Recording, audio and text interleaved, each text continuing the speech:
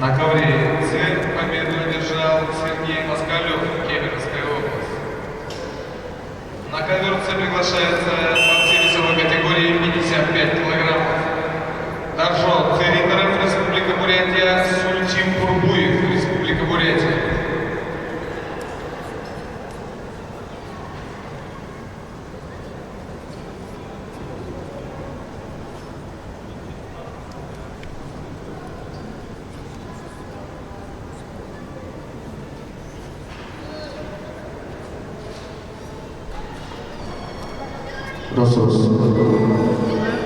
Челлендж ковер А. 2 балла красному, 2 балла синему, челлендж выигран.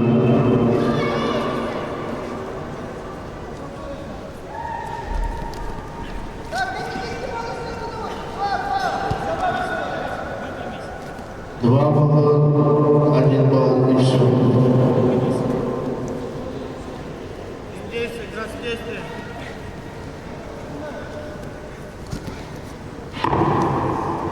На ковре А победу одержал Буянин, Республика Тыва. Приглашается на ковер Золотой Цыганов, Республика Бурятия, Максим Баксарик, Кемеровская область.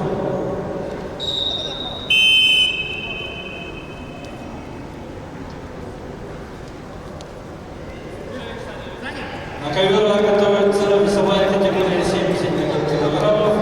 Алдан Фонов, Республика Бурятия, Максар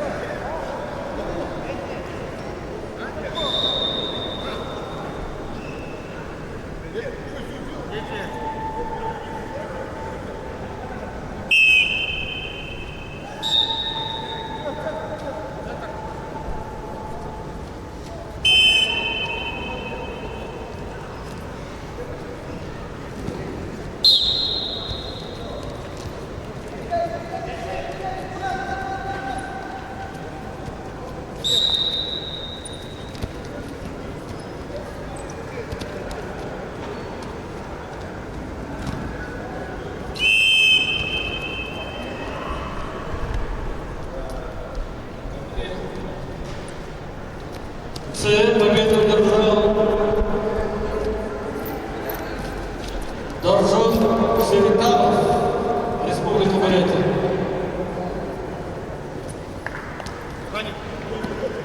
На ковре Б победу